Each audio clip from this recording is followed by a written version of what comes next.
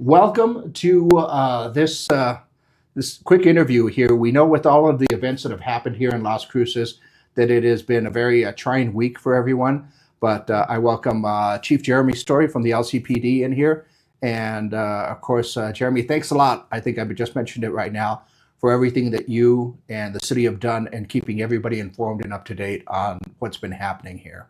Thank you for that, and thank you for having me. Yeah, I mean, you've had a lot of the agencies working together and a lot of people that have helped you out in getting this whole thing so much to the point that we are pretty much up to date with everything that's been going on. But I did have a couple of other questions for you as far as some of the stuff that I haven't heard yet. Sure. You mentioned before, as far as the events on Friday night, that you guys found 59 casings in there. They were all of pistol caliber, so we're mainly talking, it's all been handguns that we know of, right? Correct. All right. Yeah. And 18 total victims, with the 3 that passed away and the 15 that were injured. That's a lot of casings for the number of injuries right there. I haven't had anybody ask if we had a lot of those victims that had multiple wounds or multiple gunshot wounds. There are some, especially the ones that were kind of directly involved with that altercation. Mm-hmm.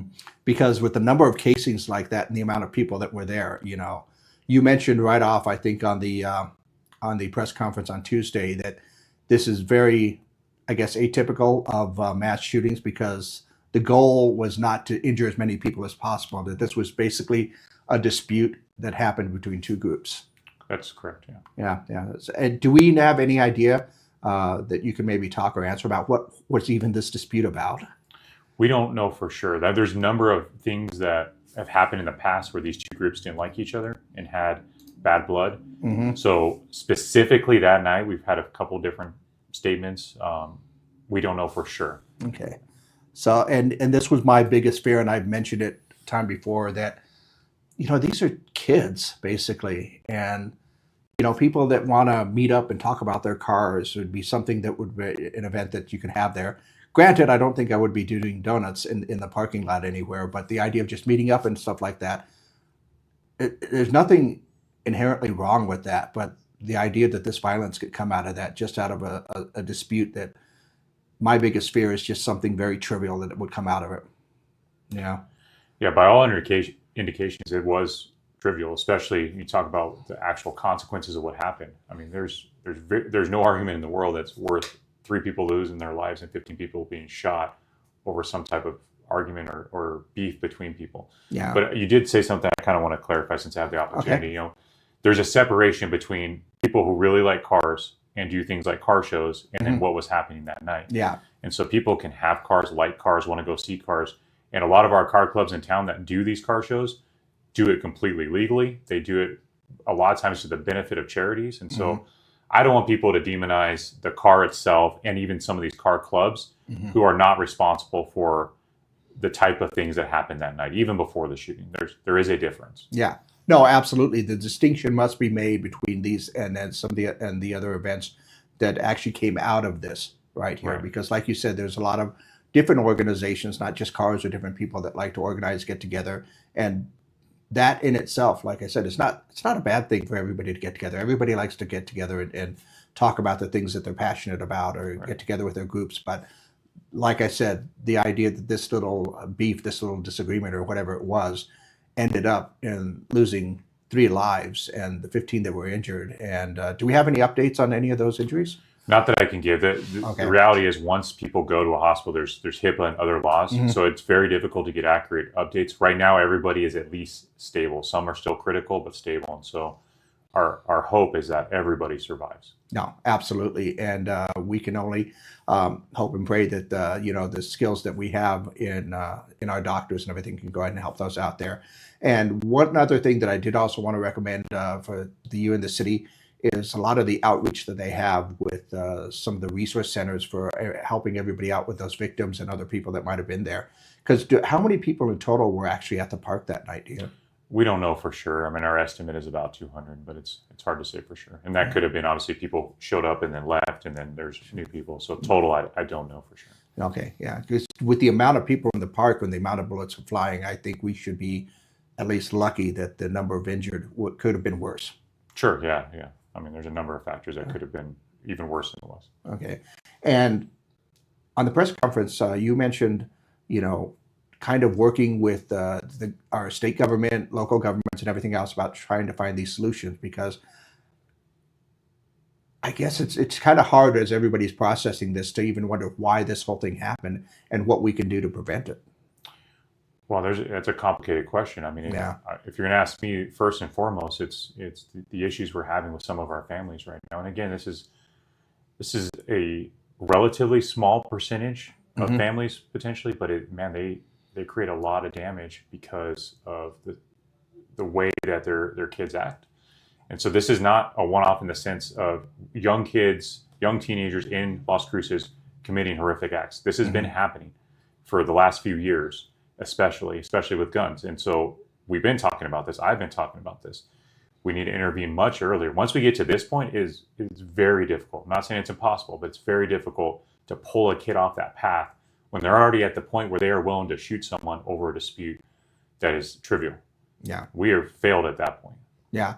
And like you said, this has actually been happening for years. And in your experience, I mean, this could go back, I would almost say generations, but only 20, 30 years, of different things. Yeah, and I've been dealing with this my whole career. I used to run the gang unit as a sergeant, and we were dealing with kids and teenagers and juveniles doing similar things, but it was at a smaller scale, and they, for whatever reason, they had far less access to guns. And I think social media and the ability to steal and sell guns through social media is one of the things that's changed since then.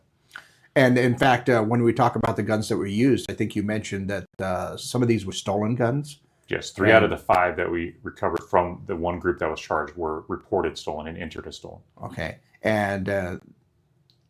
And you even mentioned that there could be other charges, including some federal charges, to go along with some of these as well. Yeah, potentially, whether that's for those 4 or even other people that were there.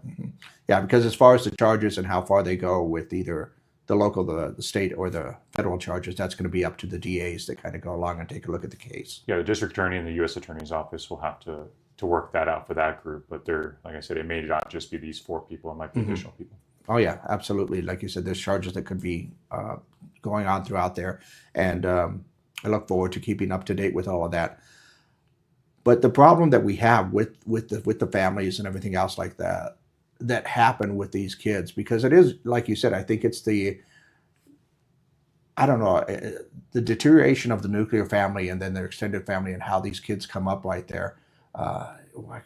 You can ask yourself, what can we do about it, or what are these solutions? I mean, obviously, the best way to solve the problem was to take a look at it before it even started many, many years ago. But like you said, at this point in time, what solutions do we have about being able to help out with this? Is it something with laws? Is it something with outreach? What else can we think about? So I would argue, I mean, people tend to be in one camp or the other. They tend to be all enforcement and punishment now, or people tend to be all intervention and prevention. And the reality is you have to do all of it. But intervention and prevention takes time. Yeah. That's like if your water supply is poisoned right now, that's talking about developing an antidote for 10 years from now so we can get rid of the poison.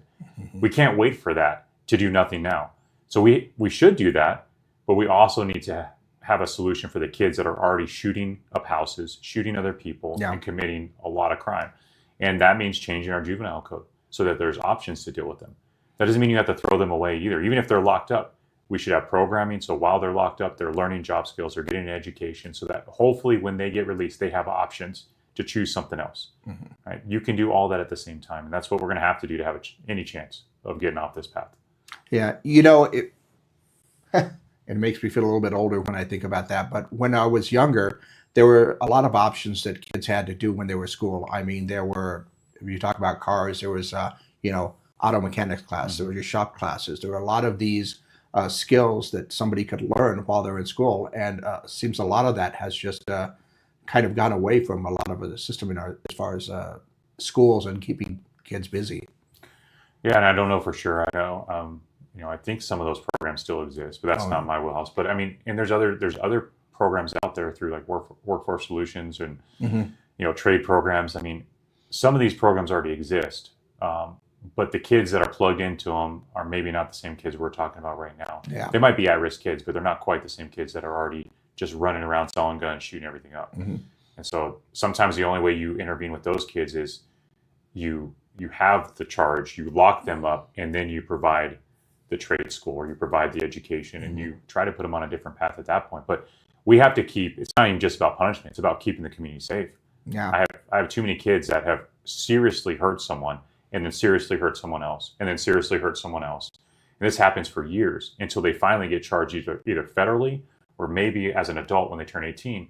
And then finally they're kind of dealt with. But there's a lot of people hurt with serious lifelong consequences in the meantime. And that's something that also, when you mentioned about changing the taking a look at our juvenile codes and everything else, because like as juveniles, when they turn 18, a lot of that, I'm not quite sure about the laws here in New Mexico, but a lot of that is like they get a fresh start after that. And a lot of those records are even locked away. So even as an adult, if something happens, they don't have the ability to look back at that record. That's true. Yeah. So, and I agree, it's an all-encompassing thing. You have to have consequences for the things that you do, but there's also the whole idea of giving options for a lot of these kids, and then also that community coming together to bring, just to help them out and to give these kids something to do. Or like I said, give them options. There's got to be other options than just taking a weapon out. Oh, agreed. And the system is set up, the juvenile system is set up for rehabilitation, which Yes. I don't disagree with. Yeah. Because if a kid makes a mistake, it shouldn't ruin their whole life. But sometimes that mistake is taking someone else's life. And usually there's a history before that. Yes. And so, again, it's one end of the spectrum or the other, but there is a balance. There is a medium that we can pursue. And that is, I guess, finding that balance is what everybody has to work on and what we have to work towards that. Because I agree, some kid, and I mean, we're talking about 3 out of the 4 are just a 15-year-old and 2 17-year-olds. And even the oldest one is only 20 years old. And I feel safe saying that these kids right here have worked themselves into a situation where at this point in time, it is talking about consequences and punishment and anything else. But, for someone who's 15 or 17 years old, you want that rehabilitation there. You want to give them those opportunities and chances, because one of the things that I have found that I think a lot of what we have forgotten these days is the idea of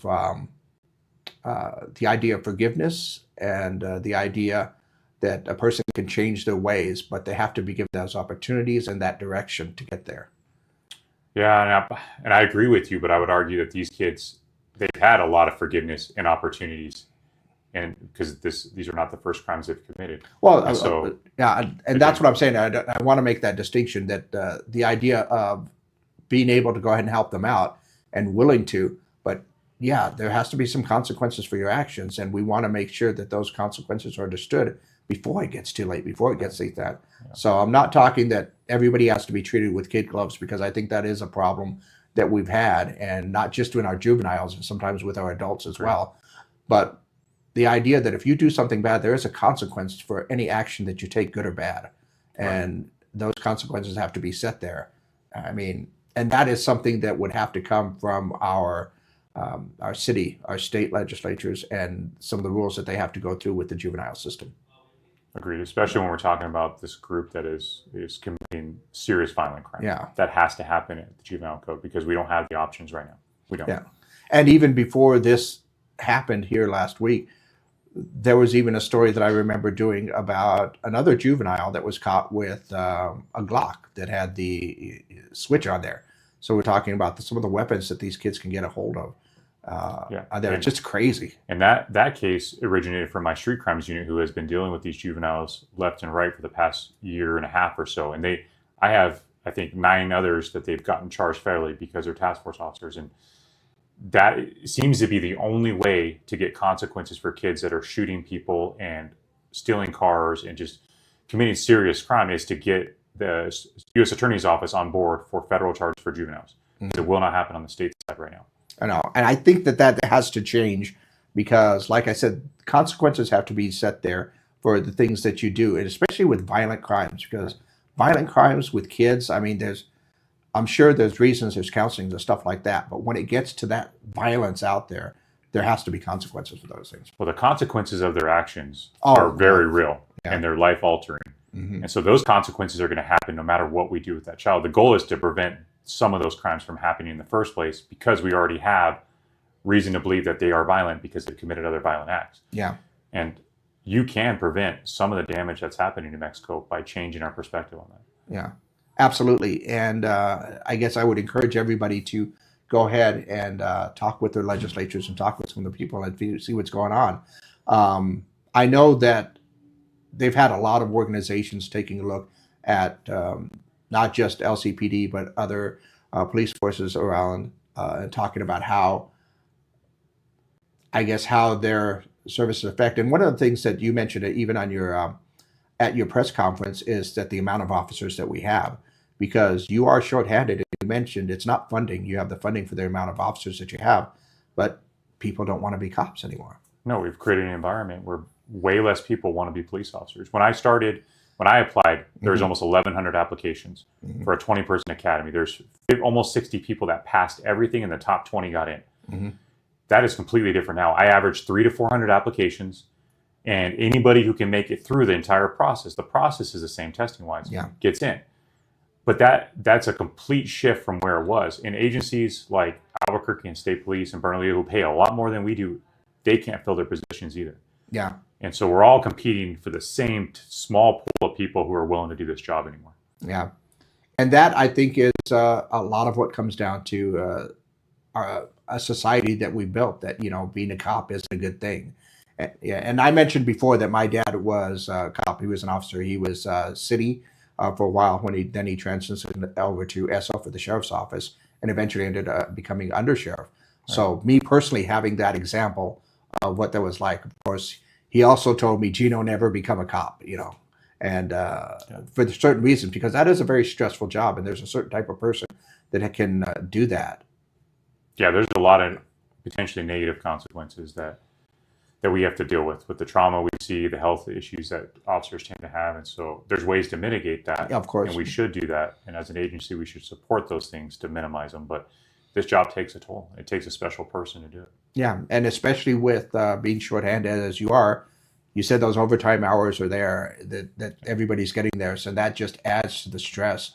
It seems like there are so many stress and breaking points on every side that you have right there that I'm surprised that, it hasn't gotten worse than it is. But maybe, like you said, we have to get things done before they get worse, because it could get worse now that people can't even realize that.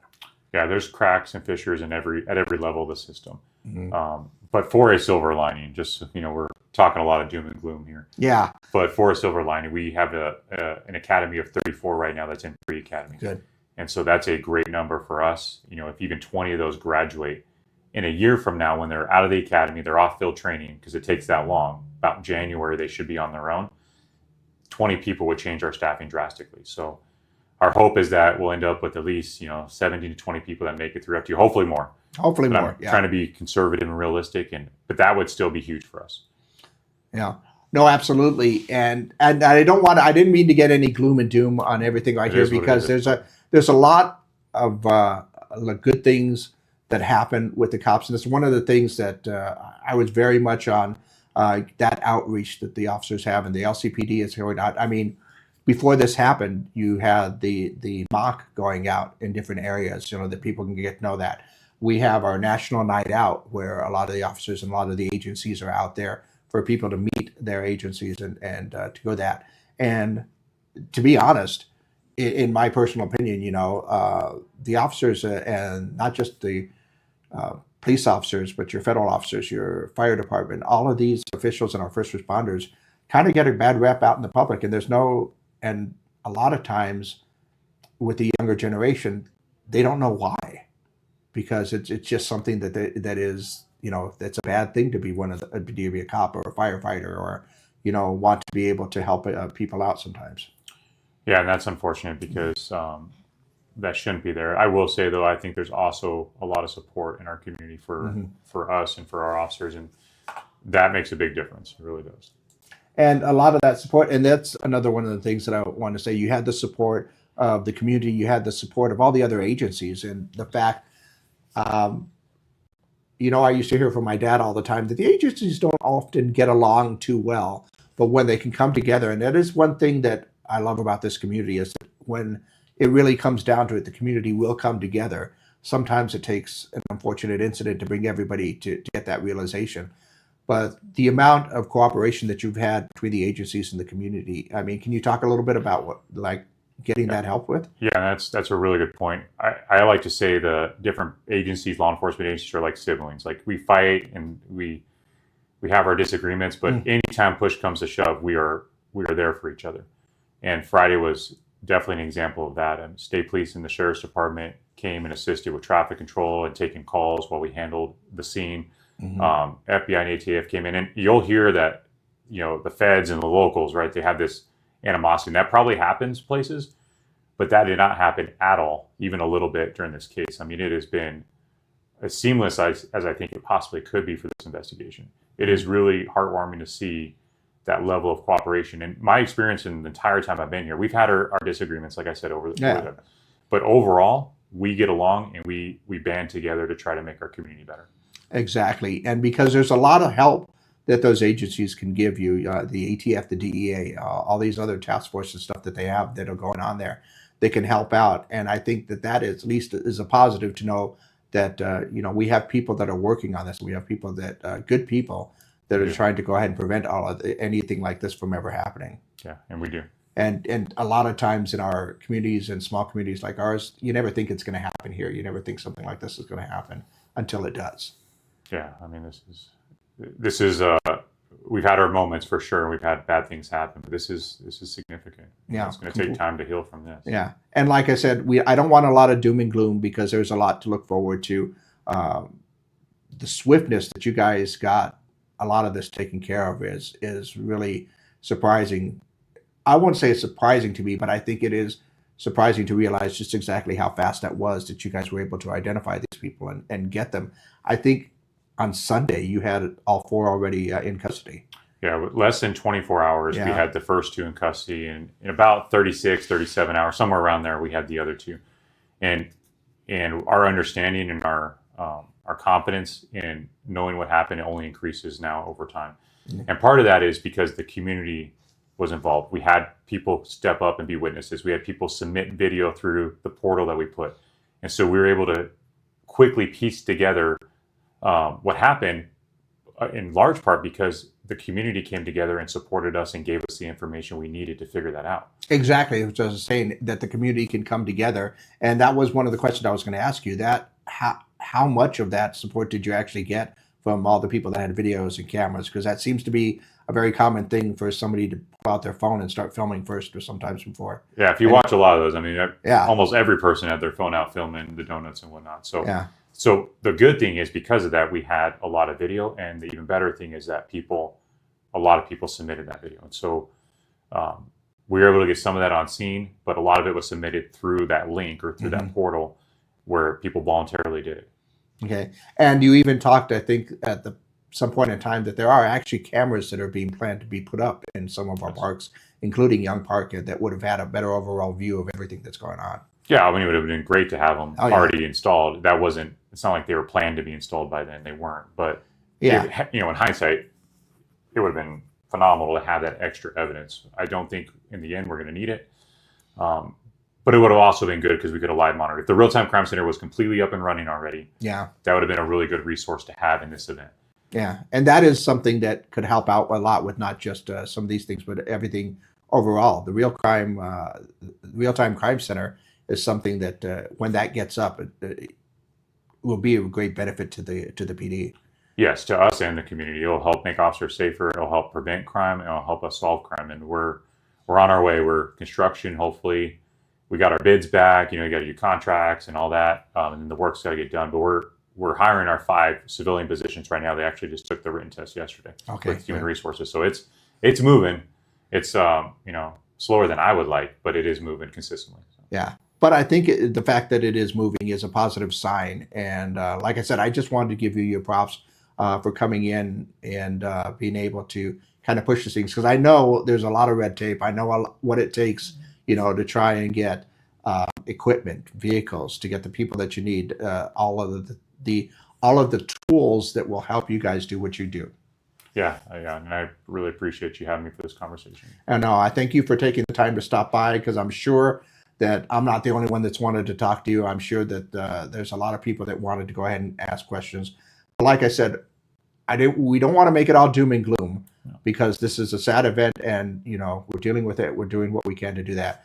But I just want to let everybody know that in general, there are some positives that can come out of there. There are things that we can learn, and hopefully with the actions and seeing some of that footage there that night of how those how the officers responded and how they acted and trying to help everybody out. For me, as my family as being part of the police force and part of law enforcement, makes me very proud of the officers that you had on scene. Yeah, and I'm extremely proud of them, our detectives, everybody involved. But that's the police department we have. Yeah.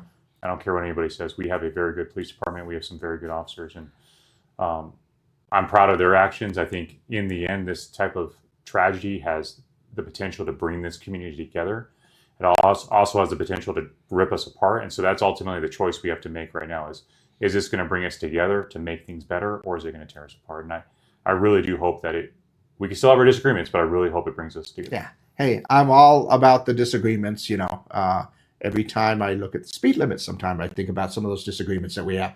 But it is also, like I said, one of the things that makes me very proud, and one of the things that I've stayed in this community for and about this community, is that we do have a tendency to come together and to band together and take a look at things when we need to, and to go ahead and take a look at that. So I am hopeful that our state legislatures, our cities, are going to be able to go ahead and take a look at some of the things, and with the help of the officers that are out on the street, with everybody that you have to deal with the task forces, that everybody can come together so that we can help get some solutions out here and bring our community a little bit closer and our families a little bit closer, so that hopefully, we don't have to worry about another, Friday night at the park, and we can be able to enjoy nights out and have other things that we have to, without having to be too worried about it all.